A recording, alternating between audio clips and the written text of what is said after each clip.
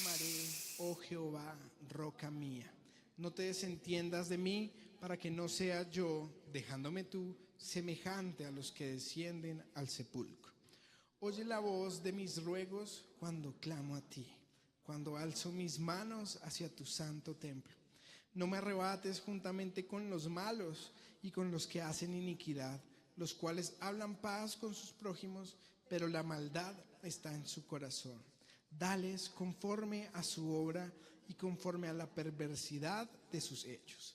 Dales su merecido conforme a la obra de sus manos, por cuanto no atendieron a los hechos de Jehová. Repitamos ese, por favor. 1, 2, 3. Por cuanto no atendieron a los hechos de Jehová, ni a la obra de sus manos, Él los derribará y no los edificará. Bendito sea Jehová, que oyó la voz de mis ruegos. Jehová es mi fortaleza y mi escudo. En Él confió mi corazón y fui ayudado. Por lo cual se gozó mi corazón, y con mi cántico le alabaré. Jehová es la fortaleza de su pueblo y el refugio salvador de su ungido. Salva a tu pueblo y bendice tu heredad. Pastoréales y susténtales para siempre. Amén. Bueno, venimos haciendo un estudio sistemático del libro de los Salmos. Llevamos 2 años y hasta ahorita vamos en el 28, que no es ni la mitad de los Salmos. O sea, la mitad de los Salmos, si es el 150, entonces sería 75. Entonces, por ahí en 2 años estaremos en la mitad de los Salmos. Si estamos todavía acá o Cristo no ha venido por nosotros. Fue súper drástico, yo sé como, pero todavía nos queda mucho tiempo por estudiar. Y me impacta que el libro más largo de la Biblia, que es el libro de los Salmos, sea un libro de canciones.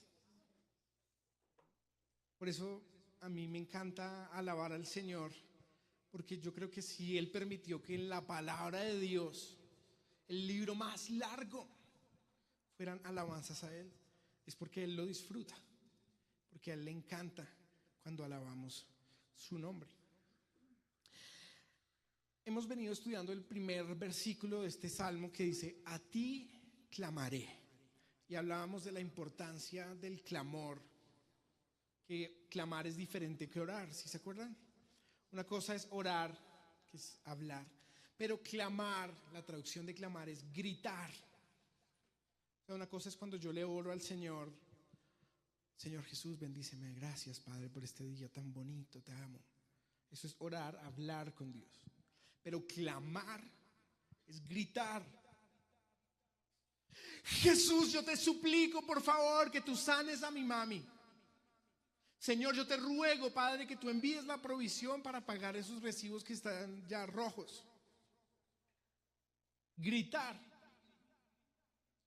Hace un poquito estuvimos en una reunión de jóvenes y yo les decía a los jóvenes que clamáramos por el perdón de Dios. Y arrancaron a orar, porque de pronto no sabían lo que es clamar. Orar, arrancaron a orar. Yo creo que todos los que estamos acá es porque más o menos sabemos orar, unos más que otros. Pero arrancaron a orar: Señor, gracias, Padre, bendícenos, perdón, Señor, uy sí, qué embarrada, tal. Pero eso no es orar. Cuando es clamar, dice la palabra de Dios, Jeremías 33:3, el celular de Dios: clama a mí. No dice ora a mí, dice clama. ¿Quieres tener la llave del poder de Dios? No es orar, no es la oración, no es la llave del poder de Dios. Es el clamor. Es como uno desesperado tirarse al piso y decirle: Señor, es que si tú no haces esto me muero. Está chévere el efecto, no muero.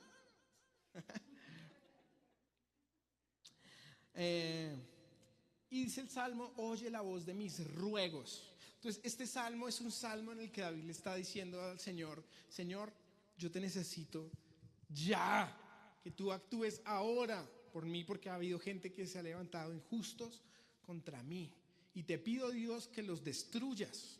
Ese es este salmo. Si ustedes lo leen, como lo leímos ahorita, dice: Señor, págales conforme a su obra, conforme a la obra de sus manos, porque esta gente es mala. Pero hoy no vamos a hablar de los malos, no tanto. Vamos, por favor, el versículo que retomamos, el que vamos a estudiar hoy es el versículo 5. Bueno, antes de estudiar el versículo 5, para que entendamos más o menos la parte de clamar o entendamos una analogía. Yo tengo, con mi esposita, tenemos un gato que se llama Tommy. Nos lo regalaron cuando él tenía un poco más de un mes. Y era una cosita así que le cabía, vale, en la mano. A lo máximo, lo tuvimos escondido para que nunca nos fueran a decir que por qué tenemos un gato o algo así, pero lo teníamos como guardadito. Y ya ha venido creciendo, ya el gato se sube al mesón este de la estufa y todo eso, ya se puede subir. La otra vez se metió en la basura. Ahí ya estoy sin efecto. Hola. Muy bien. Muy buena, muy buena. Y el gato la otra vez, yo me lo encontré dentro de la basura cuando empiezo a escuchar yo.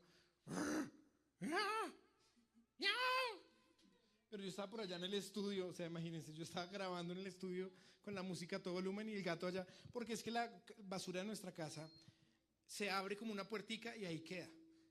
Entonces él, quién sabe en qué ese momento se metió, cerramos la puerta, Vale se fue y yo me quedé ahí en el estudio y él ahí metido en la basura, en la oscuridad, y es un gato que tiene 2 meses y medio, es un bebé. Estaba asustado, pensó que lo dejamos tirado por siempre en un chut. Cuando ya por fin yo fui a la cocina dije, ve, Tommy, ¿por qué no estará por acá molestando? Y fui y escuché al gato, gritaba. ¡Ah! ¡Ah! Así, ¿verdad? Nuestro gato grita. En estos días también le tuvimos que cambiar la leche por agua, porque dicen que, o sea, la leche hace que el popi sea duro, fuerte. Entonces decidimos bajarle a la intensidad comprándole agua, ¿no? Poniéndole agua. Y le pusimos agua, pero él no se la toma. Todavía no, o sea, como que todavía no cogió y él empieza a clamar. ¡Ah! Y uno está allá en la cocina sirviéndose el almuerzo o algo y él empieza ¡ah! Y yo, pero ¿qué te pasa? Lo subo, lo abrazo y lo vuelvo a dejar y me vuelve. Y yo, ¿qué le pasa? Hasta que uno no va y le pone otra vez un poquito de leche, no se calla. Pero terminamos la otra vez, Vale me dijo, pero yo te dije que le pusiera solamente el agua. Que él ya, pero le dije, amor, o sea, uno lo escucha gritar de esa manera y uno por más de que uno tenga barba, uno se enternece. Así es Dios. O sea, ¿ustedes creen que Dios puede soportar a un hijo que le está gritando, Dios mío, ayúdame en esta situación? Ahora, ¿cómo será un hijo? Si los papás, cuando uno les pide algo, ya están corriendo, mejor dicho, a ver qué le pueden a uno conseguir. Pero imagínense a uno gritando de dolor, gritando como, papi, te suplico que me cambies de colegio. O sea, si uno le pide, papi, es que no quiero, ay, qué chino, vaya al colegio y ya. Pero si uno le arranca a llorar y a gritar suplicándole, eso es lo que mueve la mano, por lo menos de Dios, es el clamor. Muy bien, vamos ahora sí a avanzar al versículo 5. Este es como el centro de lo que cambia en el versículo, porque la primera parte es todo un clamor a Dios y repite la palabra clamar, pero en esta parte él viene diciéndole, Señor, ya destruye a esa gente, y la razón es por esto. Dice, versículo 5, leámoslo todos, por favor, 1, 2, 3. Por cuanto no atendieron a los hechos de Yahweh, o de Jehová, ni a la obra de sus manos. No, hasta ahí, bien. Entonces, acá Dios da una cosa que a él, un argumento que es tan fuerte que hace que Dios destruya a los malos. O sea, cuando Dios está dispuesto a destruir, y yo buscaba y le pedía a Dios como, Señor, está bien, digamos, pedir por la destrucción, porque David, que fue el que escribió este salmo, él escribe unos salmos tremendos, como sin misericordia, digamos. Él arranca ahora, le dice, Padre, que yo alcance a mis enemigos, los traspase con mi lanza y no vuelva hasta que los destruya. Uno se baja en Nápoles y en Nápoles coge un tren hasta un lugar que se llama Pompey. Pompey es una ciudad que había sido, mucho tiempo se creyó que era una ciudad mítica, como decir Atlantis, Atlántida. ¿Se han escuchado de Atlántida? La ciudad que quedó enterrada en el agua, sumergida en el agua. Y Pompey, mucho tiempo se creyó que era algo mítico, porque había gente que hablaba de Pompey, pero Pompey no estaba en ningún lado, no existía. Hasta que hace algún tiempo, digamos unos cientos de años, unos excavadores y unos investigadores empezaron a excavar allá en Nápoles, cerca del volcán el Vesubio, y encontraron una ciudad conservada perfecta. O sea, es la ciudad antigua mejor conservada que hay en este momento. Es una ciudad que fue destruida como 30 años después de que Jesús murió, en el año 70 después de Cristo, 40 años después de Cristo. Fue destruida desde hace 2000 años y al día de hoy está intacta, perfecta.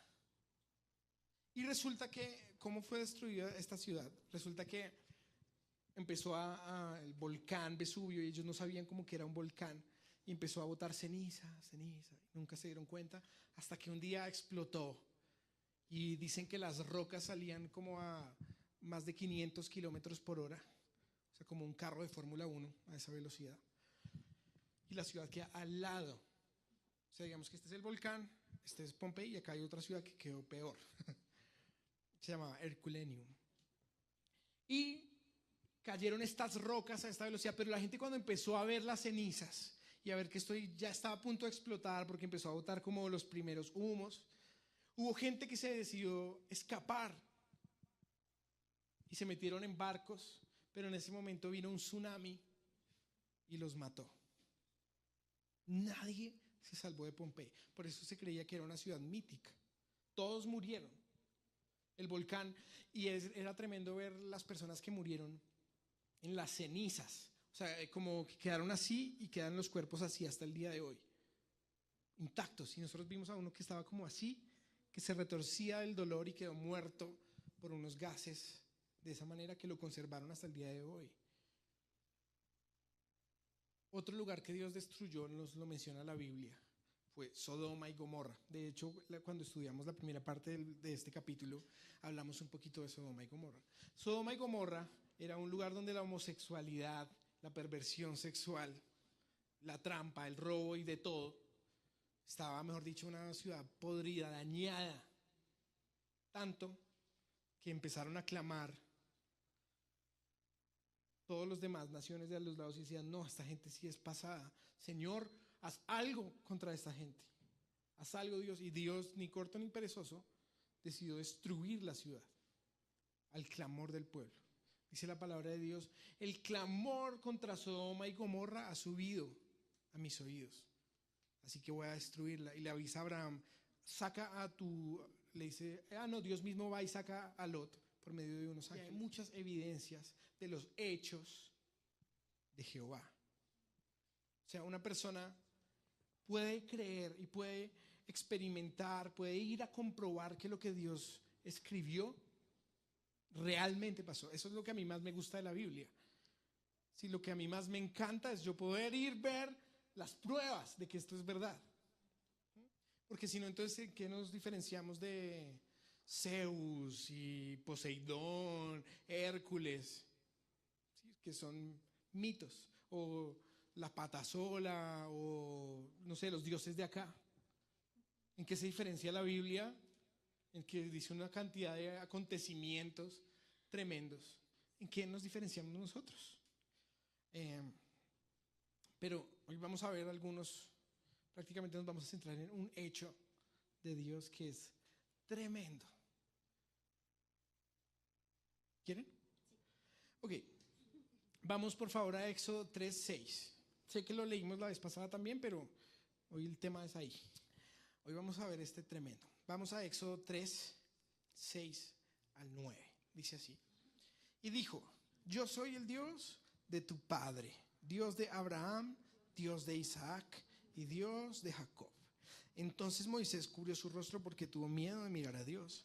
Dijo luego Jehová, bien he visto la aflicción de mi pueblo que está en Egipto y he oído su clamor a causa de sus exactores, pues he conocido sus angustias y he descendido para librarlos de mano de los egipcios y sacarlos de aquella tierra a una tierra buena y ancha, a tierra que fluye leche y miel, a los lugares del cananeo, del eteo, del amorreo, del fereceo, del heveo y del jebuseo. El clamor, pues, de los hijos de Israel ha venido delante de mí y también he visto la opresión con que los egipcios los oprimen. Bueno, este es el inicio, digamos, del Éxodo. De hecho está en Éxodo 3 y es el inicio prácticamente del pueblo de Israel. El pueblo de Israel inició con Abraham, Isaac y Jacob, pero Jacob se fue con toda su familia a Egipto, no sé, alguno más o menos se acuerda. Pero ellos se volvieron esclavos en Egipto. Y luego dice la palabra que Dios los sacó con unas señales tremendas. Estudienlo por favor para que vean los milagros que hay, como ha sido comprobado que por la erupción de un volcán vinieron todas las plagas por Egipto.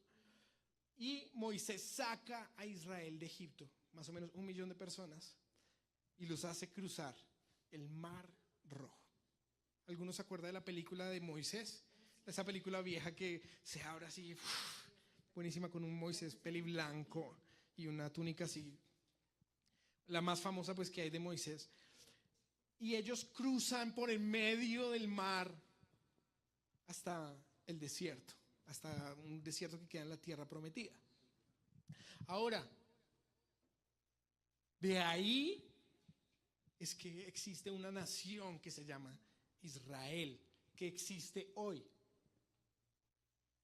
Por ese hecho magnífico, increíble, llamémoslo así, existe la nación de Israel, una nación que hoy existe. O sea, la religión, digamos, cristiana o la religión de los judíos, no es que se la inventó don Moisés solo y vino como a engañar a todos. Como vengan, tengo una buena religión nueva, ¿quién se quiere suscribir? No, es que 1 millón de personas cruzaron el Mar Rojo y de esto tiene que haber una evidencia. ¿Les gustaría conocer evidencia acerca de él? Vamos a ver un video, es un poquito largo y toca ponerle cuidado porque el traductor es como, toca ponerle un poquito de cuidado para tenerlo muy bien, ¿sí? Pero ¿a cuántos les interesa saber si de verdad hay evidencia que cruzaron el Mar Rojo? Vamos a ponerlo.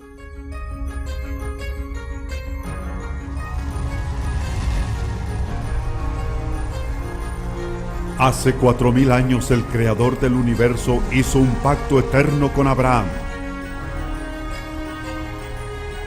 Toda la tierra, desde el Éufrates hasta el Nilo, pertenece a los hijos de Israel. Ondas de choque sacudirán la tierra cuando el cielo descienda para cumplir esa promesa. El Golfo de Aqaba, o como es llamado en las escrituras hebreas, el Yam Suf. Esta masa de agua cubre un desfiladero submarino que es más grande que el Gran Cañón. Fue aquí, en el antiguo puerto marítimo de Etzion-Geber, cerca de Eilat, donde el rey Salomón construyó su patio de la marina. De acuerdo a las escrituras hebreas, esta es la misma masa de agua, el Yam Suf, el mar de juncos, traducido incorrectamente Mar Rojo, que Moisés partió cuando llevó a los hijos de Israel desde Egipto al monte Sinaí en la tierra de Madián. Toda la caballería egipcia fue destruida en su intento de perseguir a Moisés a través de este mismo mar. Recientemente, un equipo de científicos usando cámaras robóticas submarinas filmó los restos del ejército y los carruajes de Faraón incrustados en coral, esparcidos alrededor de 1,5 millas en el fondo del mar de juncos. Soy Michael Root.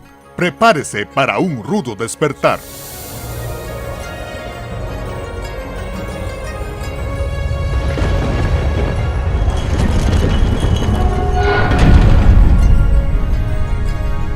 Prepárese para un rudo despertar. Con ustedes, Michael Root.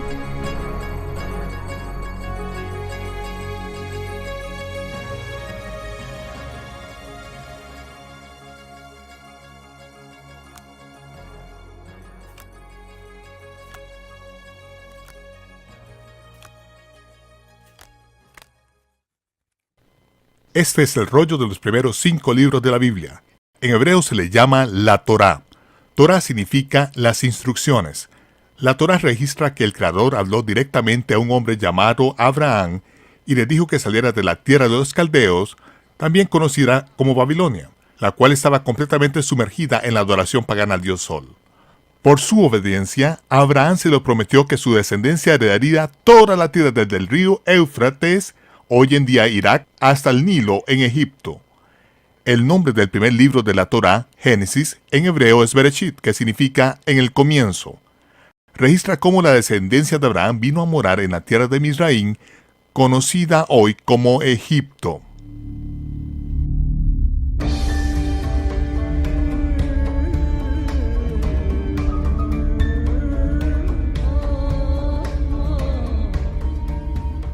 Joseph, uno de los 12 hijos de Jacob, el nieto de Abraham, tuvo 2 sueños proféticos que causaron gran resentimiento entre sus hermanos. Con la intención de matarlo al principio, en vez de eso sus hermanos lo vendieron como un esclavo a mercaderes madianitas que a la vez vendieron a Joseph a los egipcios.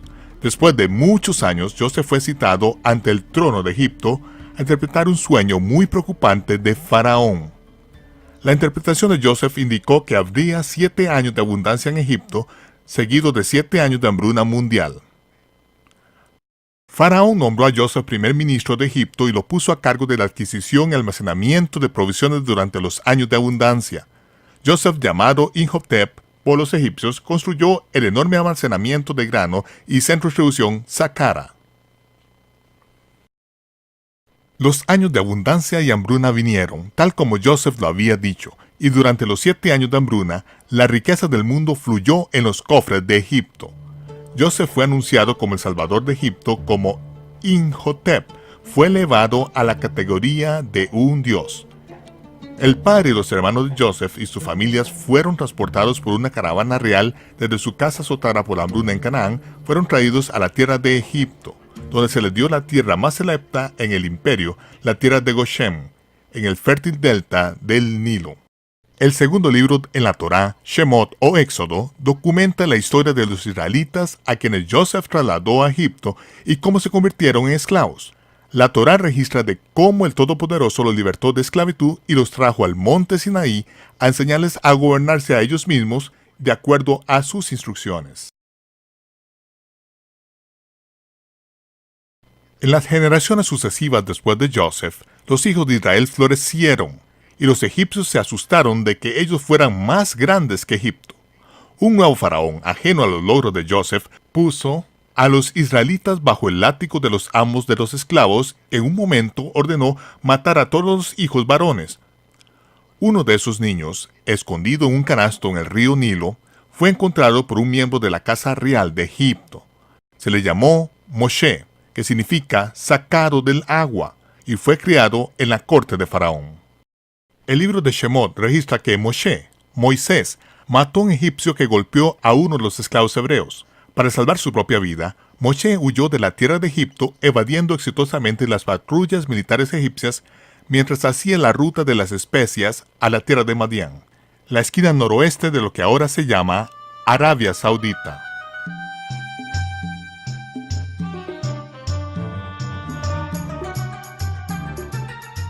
Moisés se convirtió en un pastor en la tierra de Madián, cuidando los rebaños de Yetro, el sacerdote de Madián. Moisés eventualmente se casó con la hija de Yetro, Séfora, y crió a su familia a la sombra del monte Sinaí. Un día, 40 años después de huir de Egipto, la atención de Moisés fue capturada por una zarza que parecía arder sin fin, sin ser consumida. Cuando se acercó a mirar esa maravilla, Yahweh habló a Moisés desde la zarza ardiente y le instruyó a regresar a Egipto a liberar a los hijos de Israel de esclavitud. Moisés tenía que llevar de vuelta a Israel a esa misma montaña, a Madián, para adorar al Dios de sus padres.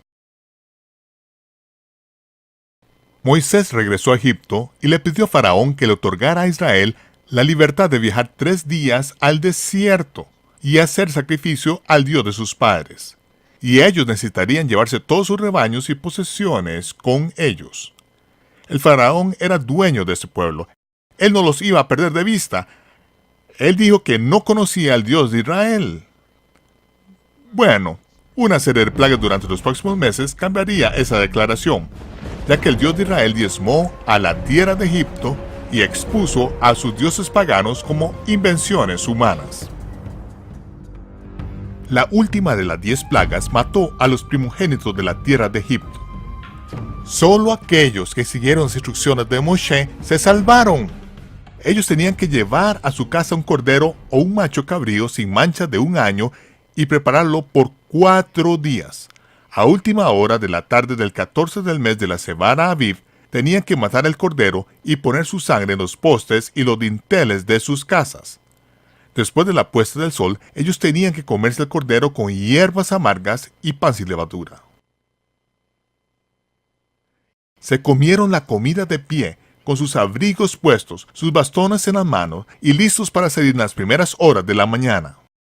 Alrededor de la medianoche, la muerte pasó por encima de las casas de los israelitas y de los gentiles que fueron obedientes a las instrucciones, pero hubo muerte en casi todos los hogares egipcios.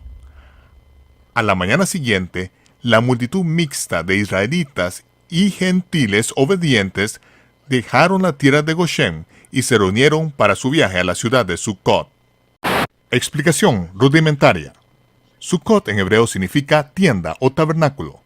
La ciudad de Sucot o ciudad de tiendas probablemente se refiere a las grandes llanuras adyacentes a Sacra, el centro de distribución de granos de Joseph. A los mercaderes de visitantes no se les permitía permanecer durante la hambruna en la tierra de Egipto. Ellos tenían que continuar acampando en sus tiendas de desierto, portátiles o sukkahs durante su breve estancia. Esa ciudad de tiendas se conoció por los hebreos como Sucot. Hubiera sido un punto de referencia muy conocido por el pueblo, con una gran llanura para reunirse y su última parada para recoger los huesos de Joseph en la pirámide escalonada de Sacra, donde fue sepultado, cumpliendo así con su juramento hecho a Joseph 400 años antes de que cuando Elohim los visite, seguramente llevarán mis huesos de este lugar.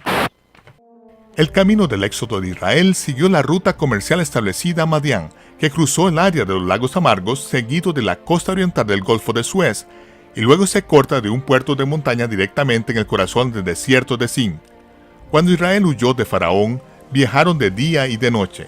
Fueron protegidos del calor del sol del desierto por una nube en el día y eran calentados por una columna de fuego durante la noche. Faraón fue informado por los centinelas a lo largo de la ruta comercial que Israel había huido. Él sabía que habían dejado la tierra de Goshen, pero los 3 días que él había permitido que viajaran había expirado y simplemente siguieron su camino. Y era obvio para Faraón que no tenían intención de regresar a construir sus ciudades de tesoro. Faraón ordenó un asalto montado con la esperanza de alcanzar a Israel antes de que se escaparan a la tierra de Madián. En lo que Faraón se acercaba por detrás, Israel tuvo problemas en su frente oriental. Los filisteos controlaban la ruta comercial del territorio norte del Yan Suf. El pueblo estaba demasiado cansado para enfrentar a los filisteos en batalla, así que Yahweh le dijo a Moshe: gira y acampa junto al mar en Pijahirot. Faraón dirá: los hijos de Israel están atrapados en la tierra. A medida que Israel se dirigía al sur cerca de Tan, entraron en el laberinto de torsión de un lecho seco del río conocido como Wadi Watir. Las montañas formaban paredes de miles de pies a cada lado del camino. Estaban literalmente atrapados en la tierra. No había manera de salir hasta que llegaran a Pijahirot, que significa la boca de los cañones, a la orilla del Yan Suf. Mientras Faraón se acercaba a esta ruta muy familiar para el puesto militar de Migdol, él sabía que tenía a Israel acorralada. Israel logró llegar a la playa, a lo que ahora se llama Nueva, y acamparon allí. Entonces escucharon el estruendo de los carruajes provenientes de la quebrada de la cual acababan de pasar. Al sur, a las montañas, se encontraba con el mar chocante. Era intransitable. Al norte, el puesto de avanzada militar egipcio de Migdol hacía imposible retroceder hasta la costa.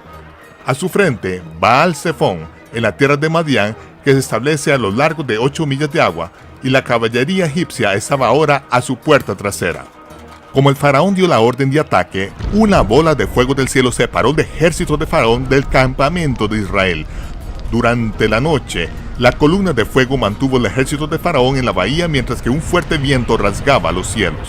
A primera luz de la mañana, Israel se despertó con un camino de tierra seca que condujo por en medio del mar. Apenas a 100 metros del litoral, el fondo del mar desciende bruscamente en un abismo de 5.000 pies de profundidad bajo el agua, cerca de 1 milla en línea directa. Esta es la Gran Incisión, una fractura en la corteza terrestre que se inicia en el Mar Muerto y continúa por 3.000 millas en el continente africano. Si se quitara el agua, seguiría siendo imposible cruzar este abismo que es tan ancho y profundo como el Gran Cañón en Arizona. Pero al sur de aquí, en la playa donde Israel acampó, un puente de tierra bajo el agua se inclina suavemente a un ángulo de 6 grados que se nivela alrededor de 900 pies y luego aumenta gradualmente para satisfacer la costa occidental de Madián. Durante la Guerra de los 6 días en 1967, Israel capturó esta tierra en dirección al río Nilo, tal como fue prometido a Abraham. El cuerpo de ingenieros del ejército israelí estaba construyendo esta ruta para ayudar a patrullar sus tierras recién adquiridas cuando un arqueólogo aficionado de Estados Unidos, Ron Eldon Wyatt, encontró esta columna repleta de agua en la orilla. No había inscripciones legibles, y no se sabía cuántos siglos se había estado erosionando en la playa. Pero esta gran columna era inequívocamente fenicia en su estructura, que data de la época del rey Salomón, quien construyó su patio de la marina en este cuerpo de agua a unas 40 millas al norte de Nueva.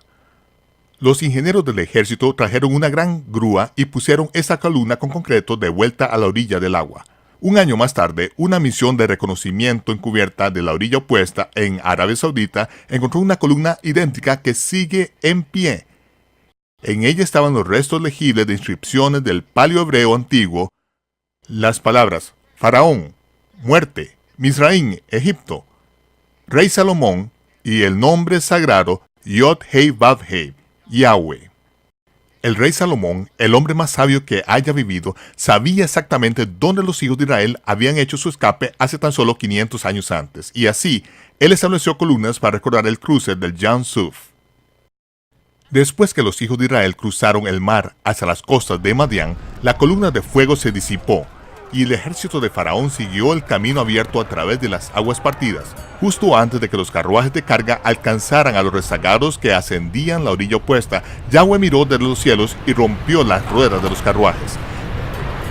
Las paredes de agua de 900 pies colapsaron y aplastaron al ejército del Faraón, ahogándolos en el mar. Este relato abreviado del Éxodo en la Torá calza en la historia confusa de Egipto. Para entender la egiptología moderna, necesitamos entender la historia de Egipto primero. Después de que Alejandro Magno conquistara Egipto, uno de sus sucesores, Ptolomeo Filadelfo, comisionó a un sacerdote egipcio llamado Matenón a hacer una reseña histórica de su nación. En su versión glorificada del pasado de Egipto, Matenón reportó que los dioses gobernaron Egipto durante 28.000 años. Después de eso, los hombres gobernaron Egipto por 30 dinastías. Las dos copias más antiguas de esta historia para sobrevivir difieren en más de 1.500 gobernadores antiguos de Egipto. Es obvio que esta historia no fue considerada lo suficientemente genuina para copiarla con exactitud. ¿Usted cree que por 28.000 años los dioses gobernaron Egipto? Sí, cómo no. Pero hasta la fecha, la egiptología moderna aún sigue basándose en esa explicación de cuentos de hadas del pasado egipcio. Algunas personas necesitan creer en Santa Claus. Ptolomeo también pidió la historia de los israelitas bajo su jurisdicción. Tomaron su petición un poco más en serio y envió 72 rabinos a Alejandría, Egipto, donde ellos tradujeron cada palabra de las escrituras hebreas al lenguaje griego. Este documento, conocido hoy como la Septuaginta, no está exento de errores, pero cada palabra se puede comparar con la de la Torá, que ha permanecido inalterada durante más de 3.400 años. Muchos historiadores y teólogos basan sus interpretaciones de la historia egipcia antigua en la redención grandiosa de uno de los antiguos sacerdotes egipcios, mientras ignoran la exactitud de la Torá y la Septuaginta. Para sumarle a este error, Helena, la madre de Constantino, mientras estaba en una misión para encontrar nuevos ídolos para adorar, declaró que el monte Sinaí está en la península de Sinaí en Egipto. Disculpe por esta ruda interrupción, pero las escrituras claramente declaran que el rey Salomón construyó una armada de barcos en Ezion Geber, que está junto a Elat, en la orilla del Yam Suf, o Mar de Juncos. Estamos justo al sur de Eilat, en la costa de Ezion-Geber, y yo estoy en el Yan Suf, o Mar de Juncos. ¿Por qué es tan difícil determinar la masa de agua donde Moshe cruzó? La Biblia solo nos da una opción, y esa se refiere. Ya sé que Constantino le habría descomulgado por dar a entender a su madre que eligió el lugar equivocado para el monte Sinaí. Pero Constantino está muerto. Y también están las tradiciones que han esclavizado a nuestras mentes a la idiotez de tal manera que no podemos ni siquiera leer el texto de la Biblia y pensar por nosotros mismos. Tengo que conseguirme uno nuevo de estos. Rab Shaul, que era un maestro de las escrituras hebreas, declaró que el monte Sinaí está en Arabia. Él debe saber, a diferencia de Elena, ya que él en realidad vivió en Arabia. A pesar de que ningún artefacto arqueológico justifica la declaración de Elena, los teólogos cristianos han insistido que la Biblia debe estar errada, en lugar de la tradición de la Iglesia. Los eruditos judíos reconocen que el Sinaí de Elena es una invención romana sin fundamento en la realidad. Partes de carruaje, armas de guerra y los restos humanos y de caballos se habrían disuelto hace mucho tiempo en las profundidades salubres del Yan Suf. No esperaríamos encontrar ningún vestigio de las ruinas del campo de batalla del ejército de Faraón después de 3.400 años en el mar, a menos que hubiera una manera natural que los artefactos se conservaran en entornos de agua salada. El coral no comienza a nacer en la arena o limo. Son organismos vivos que deben tener un objeto sobre el cual se adhieren y nutrientes con los cuales crecer. Una característica única del coral de agua salada le permite adherirse a un artefacto sumergido, a derivar nutrientes del objeto en descomposición y a crecer de tal manera que se adhieren sobre la forma del propio artefacto. A falta de la alimentación continua, el coral muere y deja formado un depósito mineral único. El Dr. Leonard Muller, un científico del Instituto Karolinska en Estocolmo, Suecia, que otorga el Premio Nobel en el campo de la ciencia, y un equipo internacional de biólogos de investigación dirigido por Vivica Pantien, trajo equipo científico moderno hasta el sitio del cruce del Mar de Juncos en la primavera del año 2000. Muller y Pantien se mostraron escépticos al principio, pero se interesaron en el proyecto después de ver la evidencia de una exploración previa del sitio. Lo que encontraron esparcido en el fondo del Mar de Juncos ha sacudido a la comunidad religiosa y científica.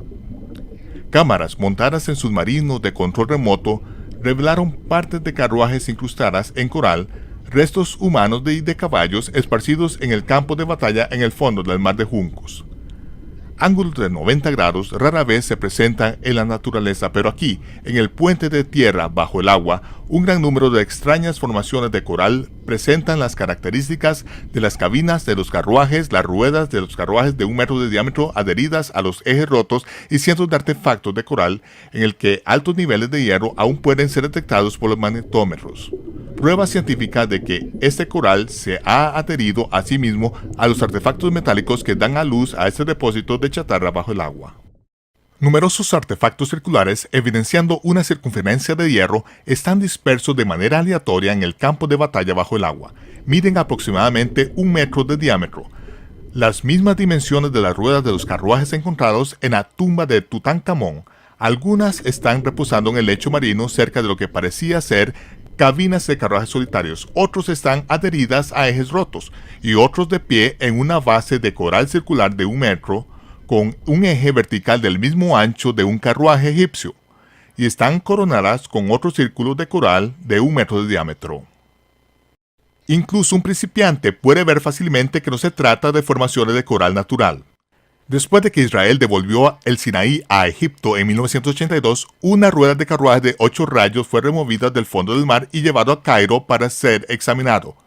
El director del Departamento de Antigüedades de Egipto, Nasif Mohamed Hassan, inmediatamente identificó el artefacto como una rueda de carruaje del 18ª dinastía, una equivalencia idéntica a las ruedas del carro de conservados en la tumba de Tutankamón.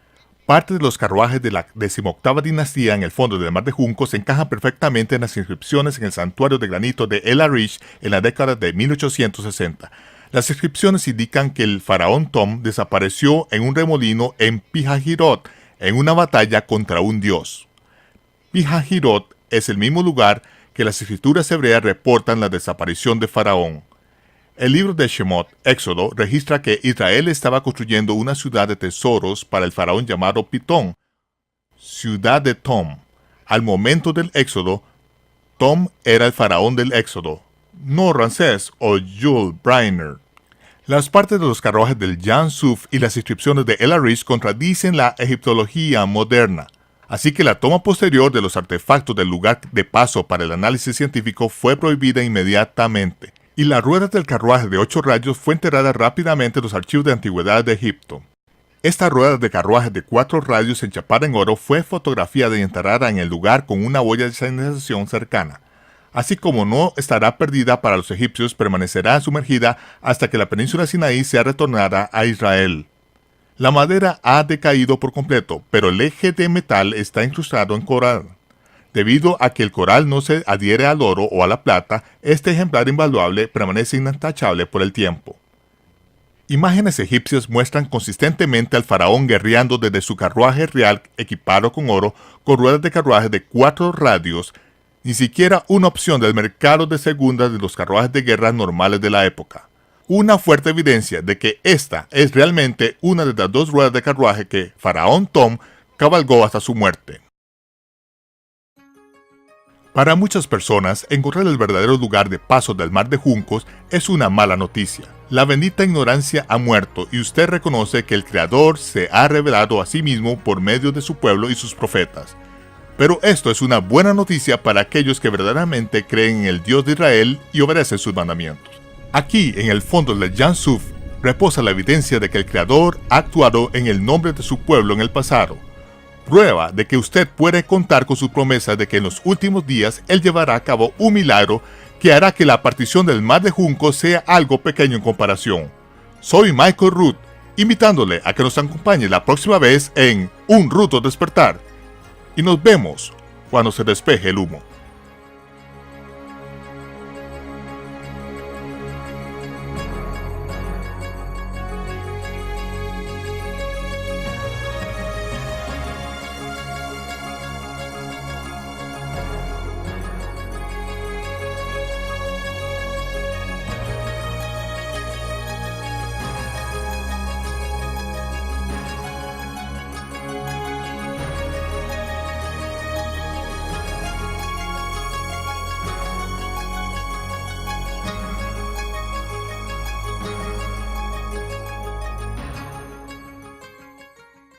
Tremendo, ¿no? Como este video, como estas evidencias que hay acerca del Mar Rojo, que realmente hay más porque el video ya es más o menos viejito, podemos encontrar evidencias de el arca de Noé reposando en el monte de Ararat. Ustedes saben que el escrito más antiguo que hay en la tierra, lo que data de lo más antiguo de todo, es una narración del diluvio de otra gente que no es cristiana ni judía.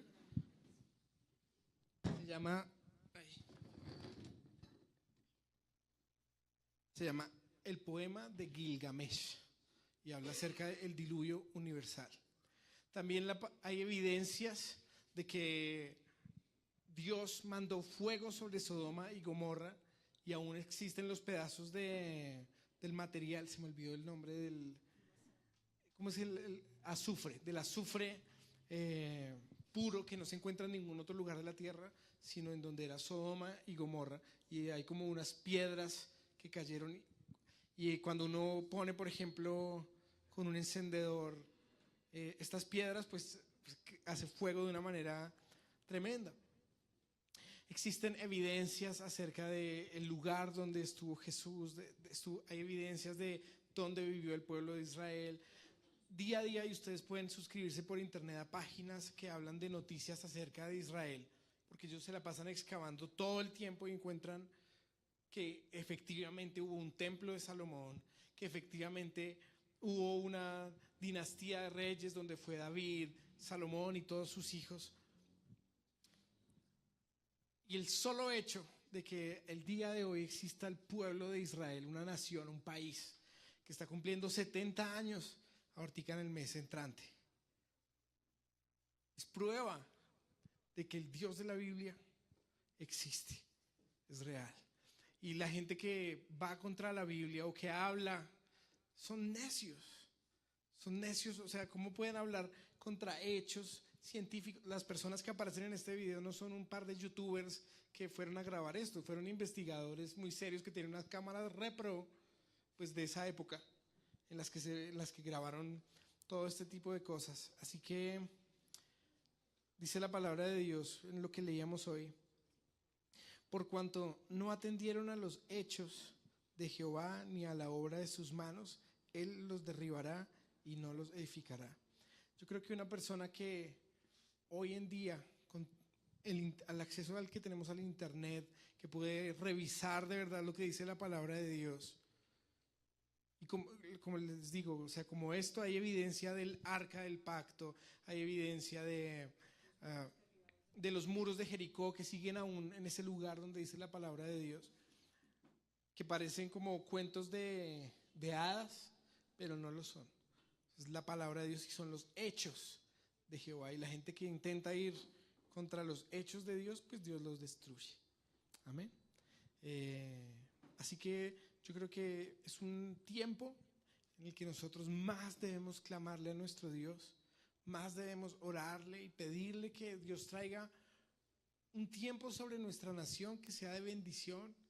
Estamos en una época que es de elecciones, estamos en una época en donde definitivamente el panorama político y el futuro de nuestra nación está cambiando.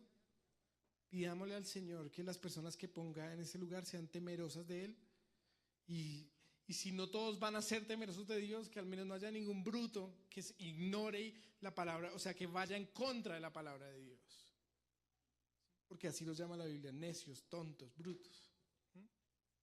Que si va a haber gente que de pronto no es cristiano, por lo menos no esté en contra de la palabra de Dios.